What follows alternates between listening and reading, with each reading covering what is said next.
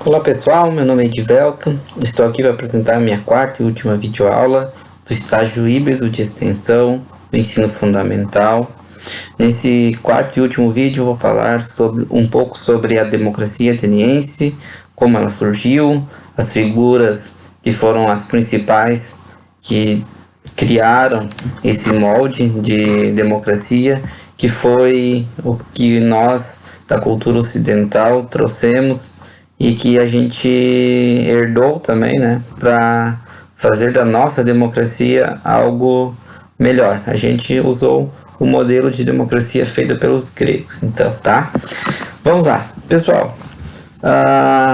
O modelo de democracia ele começou a surgir em Atenas entre os séculos 7 e 6 a.C., tá? Esse modelo começou a surgir com o fato das pessoas que governavam Atenas naquela época, que eram aristocratas. Eles eram chamados em Atenas de os bem-nascidos, tá? Vamos usar esse termo. Eles têm outro nome, mas é ruim de falar, sou bem sincero. Então eu vou usar o termo mais fácil, que são os bem-nascidos, tá? O que eles eram? Essas pessoas, eles detinham a maior parte das terras férteis que existiam em Atenas, na região da Ática, tá? Eles usavam isso como um modelo de influência, eles não respeitavam as demais pessoas que ali habitavam. O que acontece? Então, os pequenos, médios comerciantes, que eram, na verdade, a parte maior da população ateniense, junto com os escravos e os estrangeiros, eles começaram a reclamar e fazer revoltas, pedindo o fim daquele modelo de governo que existia em Atenas, porque eles também queriam ter voz, eles queriam falar, eles queriam ter direito a voto, que tinha ter direito de escolhas sobre os acontecimentos na cidade. E com tudo isso, eles começaram a reclamar, fazer revoltas, como eu disse. Então, Dráco, das principais pessoas que instituíram a democracia, ele excluiu o modelo de leis que era oral, né, eram oratórias, leis orais, e ele constituiu leis escritas. Então, vocês veem, ele foi um dos principais, o primeiro. Logo depois dele veio Solon. O que Solon fez? Esses comerciantes, eles reclamavam que eles tinham que pagar por ter escravos. Os comerciantes, infelizmente, eles usavam escravos para fazer comércio, para trazer commodities de outros lugares para Atenas. Então, eles reclamavam disso e Solon, então, excluiu essa dívida por escravidão que existia em Atenas, tá? E depois dele veio o que nós chamamos, e os historiadores falam, como o pai da democracia, que foi Clístenes, que nasceu em 565 a.C. e morreu em 492 a.C., tá? Mas ele foi o principal, pessoal. Ele pegou os modelos de Dráco e Solon e ele melhorou isso. Por quê? Ele deu voz a todos os cidadãos atenienses. Ele constituiu, reformou todas as leis atenienses e derrubou o último tirano que existia em Atenas, que era o rei em si, chamado Hípias, tá? Então, o último tirano foi Clístenes, que derrubou e fez uma reforma constitucional, dando vida à democracia ateniense. Mas quais foram essas reformas? A principal dela foi dar direito a todos os cidadãos atenienses a participarem da eclésia, que era a assembleia do povo. Mas nem todos, tá? Vamos fazer e vamos falar, vamos ser bem francos, nem todos participavam. Apenas 10% de toda a população ateniense podia participar.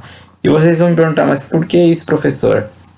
Simples. Você tinha que ter mais de 21 anos, ter nascido em Atenas, ser filho de pais atenienses. Você não podia ser filho de um escravo, você não podia ser filho de um estrangeiro. Mesmo um dos seus pais sendo ateniense, você não tinha esse direito. Então, mulheres também não tinham direito, e escravos e estrangeiros menos ainda. Então, tá, só para todos saberem. foi o modelo democrático, tá? Isso era para ser uma democracia, mas mulheres, escravos estrangeiros não tinham direito, mesmo morando em Atenas, não poderiam participar da Assembleia. Ok? Outro fato curioso é que depois de Clístenes, quem o substituiu como um dos pais da democracia, que foi uma das pessoas mais importantes do século V a.C., que foi Péricles, nenhum deles, pessoal, era filho de gente pobre, tá? Mesmo eles tendo instituído a democracia, eles não eram filhos de gente pobre, suas famílias eram famílias que tinham posses, que eram famílias respeitadas no governo e na sociedade ateniense. Então isso é algo, a gente sempre fala, democracia ateniense, o modelo de democracia grego, mas a gente tem que também, como historiador, separar certas coisas, mostrar a realidade de como foi, porque, como eu falei no vídeo anterior, a escravidão existia mesmo antes do que aconteceu, infelizmente, com o tráfico negreiro, que foi algo terrível, né? Que a gente deve excluir, mas infelizmente a escravidão existe até hoje. As pessoas não sabem, mas a gente vê notícia, quem acompanha o noticiário internacional sabe que isso ocorre muito em alguns países na África, principalmente a Líbia, que vive uma guerra civil desde a queda do tirano Muammar Gaddafi. Tá, mas vamos voltar a falar disso aqui, vamos falar da democracia, então, sua criação. Esse foi o legado de Clístenes, tá? Então ele constituiu a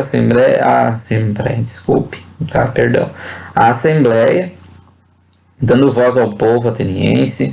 Com isso, todos começaram a participar, os comerciantes tiveram liberdade, puderam escolher, e assim, logo depois dele, tempos depois, veio Péricles, tá? Que, como eu disse, foi a principal figura do século V a.C. Péricles, ele era líder do exército ateniense e líder da Assembleia. Vamos falar um pouco dele, mas bem resumidamente. Ele lutou nas guerras do Peloponeso, tá? Fez campanhas militares que levaram a vitórias e a derrotas. Ele construiu o Partenon, a estátua da deusa Atenas, que eu vou deixar algumas fotos depois no final do vídeo para vocês verem.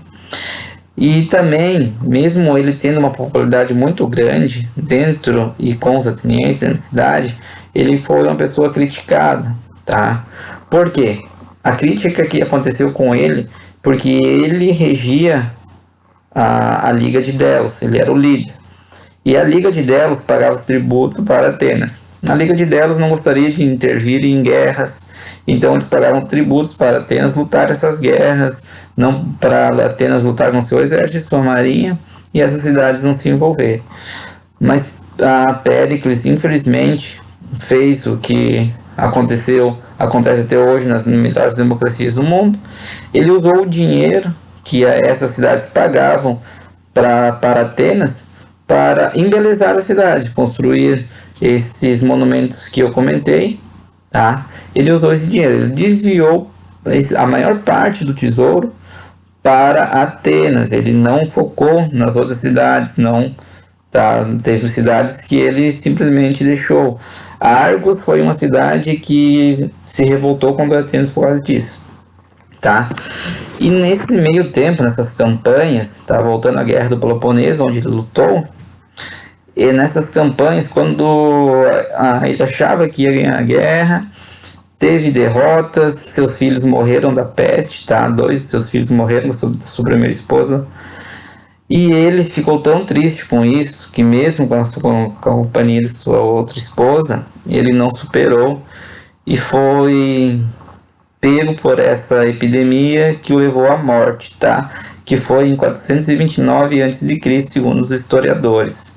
Ninguém sabe, pessoal, qual foi essa epidemia. Os historiadores não têm certeza, os escritos também não deixam claro, mas foi isso que aconteceu naquela época e que levou à morte do maior pensador da democracia do mundo antigo, que foi Péricles. Infelizmente ele morreu por causa de uma epidemia, mas causada por sua depressão profunda, a perda de seus 2 filhos naquela época.